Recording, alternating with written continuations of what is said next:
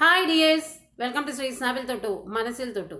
സാമ്പത്തിക അച്ചടക്കത്തിലെ പല കുടുംബങ്ങളും പല രീതിയിലാണ് അല്ലേ. ചിലർ വളരെ ചിലവ് ചുരുക്കി ഒരുപാട് സ്വർണം, പൈസ, സ്ഥലം അങ്ങനെയുള്ള രീതിയിലൊക്കെ വാങ്ങിച്ചു കൂട്ടി അസറ്റാക്കിയിട്ട് അടുത്ത തലമുറയ്ക്കും കൂടിയും പങ്കുവെക്കുന്ന രീതിയിൽ അങ്ങനെയൊക്കെ ഒരുപാട് പേര് പുതിയ തലമുറയ്ക്ക് ഉണ്ടാക്കി വെച്ച പൈസ ഉപയോഗിച്ച് അവരിപ്പോഴും നന്നായി ജീവിക്കുന്ന ഒരുപാട് ഫാമിലികളുണ്ട്. ചില ഫാമിലികളെ സംബന്ധിച്ചിടത്തോളം സാമ്പത്തിക അച്ചടക്കം അവർ നോക്കാറില്ല.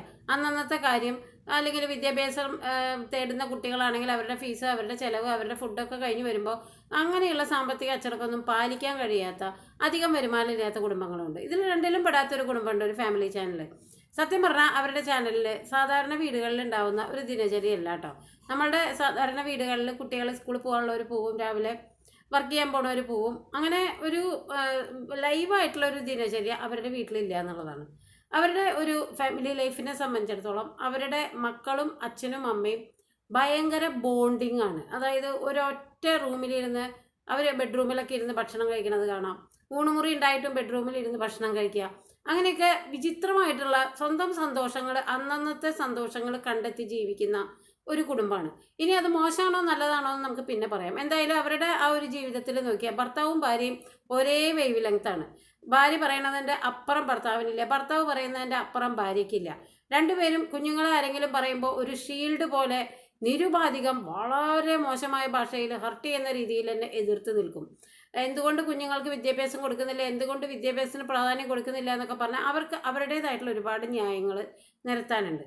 അപ്പോൾ അവരുടെ കുഞ്ഞുങ്ങളെ സംബന്ധിച്ചിടത്തോളം അവർക്ക് ഒരു 18 വയസ്സ് കഴിഞ്ഞ ഒരു കുട്ടി വിദ്യാഭ്യാസത്തിനേക്കാൾ ഉപരി അവരെ സംബന്ധിച്ചിടത്തോളം വിവാഹം കഴിച്ചു കൊടുക്കുക. അതിനവരെങ്ങനെയെങ്കിലും അപ്പോൾ അവർക്ക് എന്താ പറയുക, പാരമ്പര്യമായിട്ടുള്ള സ്വത്തുക്കളുടെ ഇന്ന് വിറ്റിട്ടോ എങ്ങനെയെങ്കിലുമൊക്കെ അവരത് നേടും എന്നുള്ളതാണ്. അപ്പോൾ അവരെ സംബന്ധിച്ചിടത്തോളം അവരുടെ ജീവിതം എന്ന് പറയുന്നത് അവർ ഷോർട്ട് ടൈമിലേക്ക് മാത്രം കാണുന്നതാണ്. സാമ്പത്തിക അച്ചടക്കം ഉണ്ടോ ചോദിച്ചു കഴിഞ്ഞാൽ തീരെ ഇല്ല. കാരണം ഒരു ഗ്രഹനാഥന് അല്ലെങ്കിൽ ഗ്രഹനാഥയ്ക്ക് രണ്ടിലും ഒരാൾക്ക് സാമ്പത്തിക അച്ചടക്കം വേണം. കുടുംബത്തിന് ഒരു നമുക്ക് നാളേക്ക് എന്തെങ്കിലും വേണം എന്ന് തോന്നിയാലാണ് അവിടെ സാമ്പത്തിക അച്ചടക്കം ഉണ്ടാവാൻ ചാൻസ് ഉള്ളൂ. ഇത് രണ്ടുപേരും ഒരേ വേവ് ലെങ്ത് ഉള്ളവരാവുമ്പോൾ, ഇപ്പോൾ ഒരു കുഞ്ഞിനെ ഒരു ബർത്ത്ഡേക്ക് ഒരു ഡ്രസ്സ് വാങ്ങുന്നതിന് പകരം ഒരു 10 ജോഡി വാങ്ങുക, ഒരു ബർത്ത്ഡേയുടെ ആഘോഷം വീട്ടിൽ ഒരു 4 വെച്ച് കൂട്ടുന്നതിന് പകരം അത് പുറത്ത് പോയി കഴിക്കുക. ചിലപ്പോൾ അവർക്ക് അവരുടേതായിട്ടുള്ള അസുഖങ്ങളുടേതായിട്ടുള്ള ഒരുപാട് ന്യായീകരണങ്ങൾ ഉണ്ടെങ്കിലും ഇത്തരം കാര്യങ്ങൾക്കൊക്കെ നമ്മുടെ കയ്യിൽ നിന്ന് ഓരോ രൂപ പോകുമ്പോൾ പിന്നെ രൂപ ഇല്ലാത്ത സന്ദർഭങ്ങളിൽ ശരിക്കും പറഞ്ഞാൽ നമ്മൾ ബുദ്ധിമുട്ടി പോവില്ലേ. ഇപ്പോൾ പുറത്തുനിന്നൊക്കെ ആഹാരം കഴിക്കുമ്പോൾ മിനിമം 5000 10,000 ഒക്കെ ചിലവാക്കിയാലും ഒരു കുറ്റബോധം ഇല്ലാതെ വരുന്ന ഒരുപാട് കുടുംബങ്ങൾ നമ്മുടെ ചുറ്റുമുണ്ട്. എന്ന് വെച്ചാൽ അവർക്ക് മതിയായ വരുമാനം ഉണ്ടോ? ഇല്ല, ചെറിയ വരുമാനമാവും. ഇപ്പോൾ ഈ ഫാമിലിയെ സംബന്ധിച്ചിടത്തോളം യൂട്യൂബ് എന്നുള്ള ഒരു വരുമാനം, അവർ പ്രത്യേകമായിട്ട് ജോലിക്കൊന്നും പോകുന്നില്ല. പിന്നെ അവരുടെ അച്ഛന് പിതൃസ്വത്തായിട്ട് കിട്ടിയ കുറച്ച് സ്ഥലം വിറ്റ പൈസയോ അങ്ങനെ എന്തെങ്കിലുമൊക്കെ ഒരു മകളുടെ വിവാഹത്തിനായിട്ട് അവർ ഒരുക്കി വെച്ചിരിക്കുന്നു. അവർ അതിന് പറയുന്ന ന്യായീകരണം അച്ഛനും അമ്മയും ഉള്ളപ്പോഴാണ് മക്കൾക്ക് ഏറ്റവും അധികം സന്തോഷകരമായിട്ടുള്ളൊരു ലൈഫ്.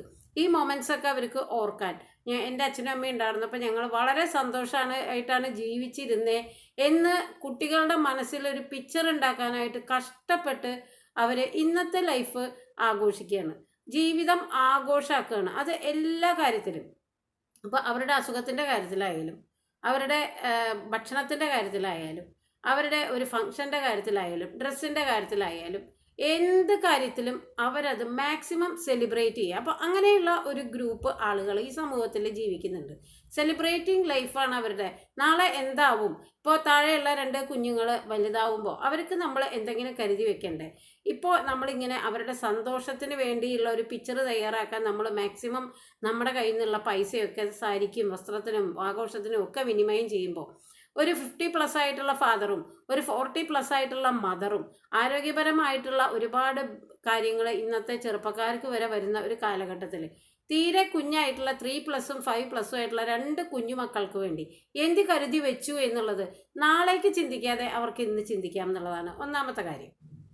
സ്ഥിരമായിട്ടുള്ള ഒരു വരുമാനം ഇല്ലാതിരിക്കുകയും ആ കിട്ടുന്ന വരുമാനം ആഘോഷങ്ങൾക്കും വസ്ത്രങ്ങൾക്കും ഒക്കെ ആയിട്ട് അപ്പം ദർബാർ അടിച്ച് കഴിയുകയും ചെയ്യുന്ന ഒരുപാട് ഷോർട്ട് ടേം മാത്രമാണ് ലൈഫ്. അല്ലെങ്കിൽ ഇന്ന് ജീവിക്കുക, ഭാവി ആലോചിക്കുന്നില്ല, കഴിഞ്ഞു പോയ കാര്യം ആലോചിക്കുന്നില്ല.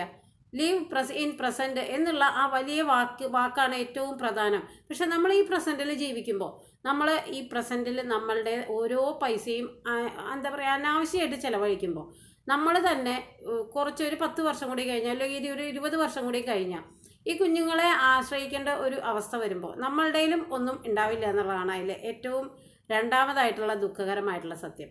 മൂന്നാമതായിട്ട്, ഈ കുട്ടികൾ ഇപ്പോൾ 18 വയസ്സായ ഒരു കുട്ടീനെ ഉടനെ വിവാഹം കഴിപ്പിക്കുന്നു. താഴെയുള്ള കുഞ്ഞുങ്ങൾക്കും അധികം എഴുതാനും പഠിക്കാനൊക്കെ അറിഞ്ഞാൽ മതി, വേണ്ട രീതിയിൽ ഇപ്പോൾ അത്ര വലിയ വിദ്യാഭ്യാസം ചെയ്തിട്ടൊന്നുമല്ലോ ഞങ്ങൾ ഇതേ ഹാപ്പി ആയിട്ട് ജീവിക്കണേ എന്നുള്ള രീതിയിലൊക്കെ അവരുടെ ലൈഫ് കൊണ്ട് അവർ ഉദാഹരണം പറയുമ്പോൾ, ഈ താഴെയുള്ളപ്പോൾ 18 വയസ്സായ കുഞ്ഞിനെ ഉടനെ വിവാഹം കഴിച്ചു കൊടുത്തു. ആദ്യത്തെ 1, 2, 3, 4 വർഷക്കാലം അവർ ഹാപ്പി ആയിട്ട് കഴിഞ്ഞു എന്ന് വരും. പിന്നെ എല്ലാ ദാമ്പത്യത്തിലും ഇപ്പോൾ ഇവരുടെ ദാമ്പത്യത്തിൻ്റെ പോലെ കട്ടയ്ക്ക് നിൽക്കുന്ന ഒരേ വേവ് ലെങ്ത്തുള്ള ഒരു ഭർത്താവൊന്നും ആയിരിക്കില്ല ചിലപ്പോൾ ആ കുട്ടിക്ക് വരുന്നത്. സ്വാഭാവികമായിട്ട് ആ കുട്ടിക്ക് എന്തെങ്കിലും ഇൻഡിവിജ്വൽ ആയിട്ടുള്ള ഒരു വർക്ക് ചെയ്ത് കുടുംബം പോറ്റേണ്ട ഒരു അവസ്ഥ വരുമ്പോൾ അവിടെയാണ് വിദ്യാഭ്യാസത്തിൻ്റെ ഒരു മൂല്യം ഇവർ തിരിച്ചറിയുക എന്നുള്ളതാണ് മൂന്നാമത്തെ സത്യം. ഇനി ഇവരുടെയൊക്കെ ഒരു നല്ല പോയിന്റ്സ് പറയാനായിട്ട് നിന്ന് കഴിഞ്ഞാൽ, ഇവരെ നമ്മളുടെ പല കുടുംബങ്ങളും സേവ് ചെയ്ത് വെക്കുകയും ഒരുപാട് സമ്പാദ്യം ഉണ്ടാവുകയോ ഒക്കെ ചെയ്താലും അവരുടെ കുടുംബത്തിൻ്റെ അകത്തളങ്ങൾ വളരെ ദുഃഖകരമായിട്ടുള്ള ഒരു ശൂന്യതയായിരിക്കും അല്ലേ.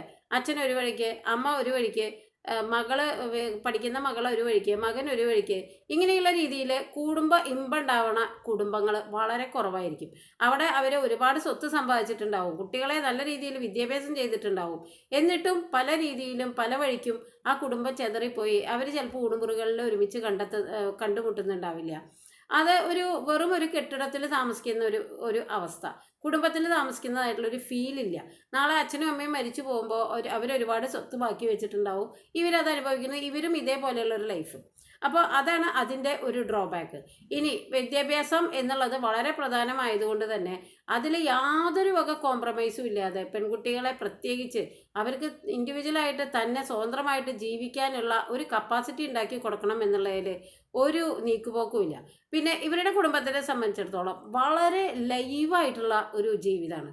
അച്ഛൻ, അമ്മ, കുട്ടികൾ എല്ലാവരും ബഹളം വയ്ക്കുകയും എല്ലാവരും അവരവരുടെ ഇപ്പോൾ കുഞ്ഞുങ്ങൾ ഉറക്ക ബഹളം വയ്ക്കുമ്പോൾ അവരൊരിക്കലും അവരെ ശാസിക്കുന്നില്ല, ഒരുപാട് ചീത്ത വിളിക്കുന്നില്ല. അതിനേക്കാൾ ഉപരി അവരുടെ മക്കൾക്ക് എന്ത് പറ്റിയാലും ജീവനായിട്ട് അവരതിനെ പ്രതിരോധിക്കുന്നു.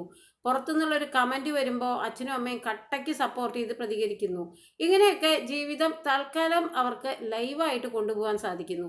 തീർച്ചയായിട്ടും അവരുടെ മക്കളുടെ മനസ്സിൽ ഞങ്ങളുടെ അച്ഛനും അമ്മയും എന്ത് സന്തോഷമായിട്ടുള്ളൊരു ജീവിതമാണ് അവരുണ്ടായിരുന്നപ്പോൾ ഞങ്ങൾക്ക് എന്നുള്ളൊരു മെമ്മറി അവർക്ക് കൊടുക്കാനായിട്ട് പറ്റുന്നുണ്ടെങ്കിലും നാളെ അവരുടെ വിദ്യാഭ്യാസം ഇല്ലായ്മയിലും അല്ലെങ്കിൽ നാളെ അവർക്ക് എന്തെങ്കിലും സമ്പാദിച്ച് വെക്കാതെ അവരുടെ ലൈഫ് ബുദ്ധിമുട്ടുന്ന സമയത്തും ഇതിൻ്റെയൊക്കെ നേരെ അവർ അച്ഛനും അമ്മയോ ഞങ്ങൾക്ക് വേണ്ടി ഒന്നും കരുതി വെച്ചില്ല, അല്ലെങ്കിൽ ഞങ്ങളെ ഒന്നും വിദ്യാഭ്യാസമെങ്കിലും ചെയ്യിപ്പിക്കാമായിരുന്നു എന്നുള്ളൊരു റിപ്പൻറ്റൻസ്. ഇനി ഒരു മകള് തങ്ങളുടേതല്ലാത്ത ഇഷ്ടത്തിന് വേറെ വിവാഹം കഴിക്കുകയും അവളും ഇൻഡിവിജ്വലായിട്ട് ജീവിക്കാൻ പ്രാപ്തയാണ് എന്നുള്ളതാണ്.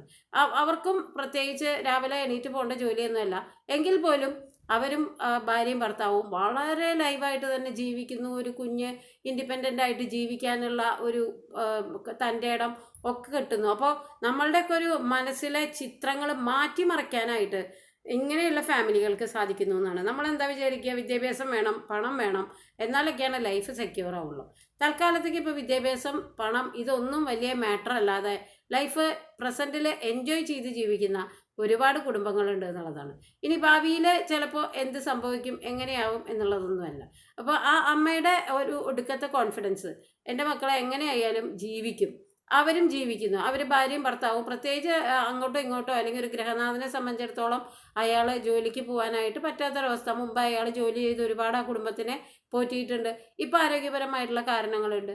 സ്വാഭാവികമായിട്ട് അവർ ഒരേ വേവ് ലെങ്ത്തിൽ, ഇല്ലായ്മയിലും ഉള്ള അവസ്ഥയിലും അസുഖത്തിലും അസുഖമില്ലാത്ത അവസ്ഥയിലും സന്തോഷത്തിലും സങ്കടത്തിലും ഒരേ വേവ് ലെങ്ത്തായിട്ട് ജീവിക്കുന്നു എന്നുള്ളതാണ്. ഇത് പോസിറ്റീവാണോ നെഗറ്റീവാണോ എന്ന് ചോദിച്ചു കഴിഞ്ഞാൽ 2 പോയിന്റ്സ് നമുക്ക് കണ്ടെത്താമെങ്കിലും ഇതൊന്നുമല്ല ലൈഫ്. കുട്ടികൾക്ക് നാളെ ജീവിക്കണമെങ്കിൽ പുതിയ തലമുറയ്ക്ക് ഒരുപാട് കാര്യങ്ങൾ, വിദ്യാഭ്യാസം, അതിൻ്റെ പരിചയം, അതിൻ്റെ എക്സ്പീരിയൻസ്, ടെക്നിക്കലായിട്ടുള്ള കാര്യങ്ങൾ ഒക്കെ മനസ്സിലാക്കേണ്ടത് ആവശ്യം തന്നെയാണ്. എല്ലാവർക്കും നന്മ വരട്ടെ.